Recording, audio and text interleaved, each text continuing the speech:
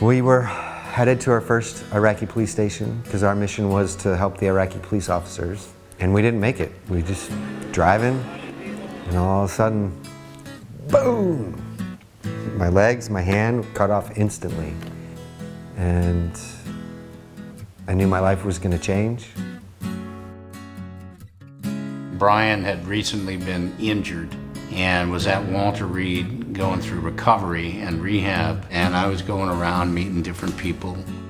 So I was practicing walking on my legs, and I tripped over somebody's foot, and I started to fall forward, and I fell into somebody, and I look up, and it's Gary Sinise, and I'm like, holy crap, Gary Sinise, and he's just like, holy crap, it's the real Lieutenant Dan. After that, we sat down for like 10 minutes, just talking, and he was just real.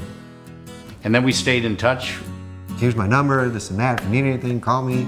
Oh, hey, you know, why don't you come to this event with the Lieutenant Dan band? And then that was, all right, well, here's our next one, here's our next one. I just started traveling with the band all the time. Over the years, we've just done a ton of things together. You know, he wrote a book called No Turning Back, and he asked me to write the foreword for the book, which I was proud to do. When I got a star on the Walk of Fame, I told Bryan about it, and he came to that. And then I asked him to be one of our ambassadors. I felt honored that he thought that way of me too. He actually considers me a friend and not just an acquaintance that he met one time, you know? We even had him come on CSI New York and do a part on CSI New York with us. I got to act across from Gary, and that was one of the highlights of my life. I'm not gonna let you stand here and accuse me of murder.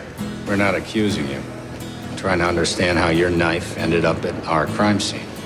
You're disappointed, Detective. I can see it in your eyes.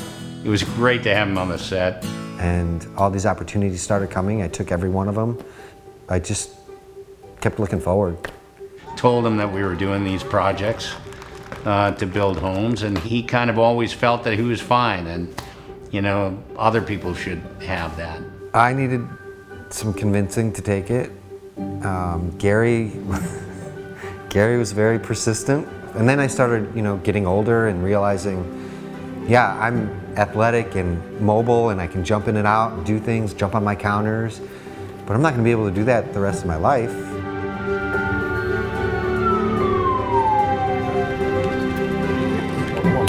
Thank you, man. Let's welcome Sergeant Bryan Anderson to SGT Bryan.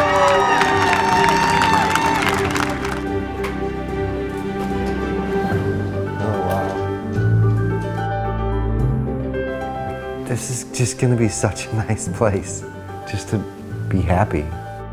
You could tell there's a lot of thought put into everything and making things unique. Oh, and I can get close to the sink too, without bumping into it. I mean, honestly, the biggest thing is the little indent by the stove and the sinks and all the sinks. Make it so I can get closer to the sink without worrying about hitting my cabinets. That's huge. And then the next biggest thing is like my shower and bathroom area. Oh, look at that. I've never had that much space before. I'm always like, oh, okay, you know, turn this way, okay, maneuver around here. And now I'm not gonna have to worry about that so much. I have plenty of room to move around. So cool. Little things like that add up to having like a free mind, I guess, you know? Just living instead of always being like, oh, where am I at? All right, I gotta move this way a little bit. That's gonna go a long way.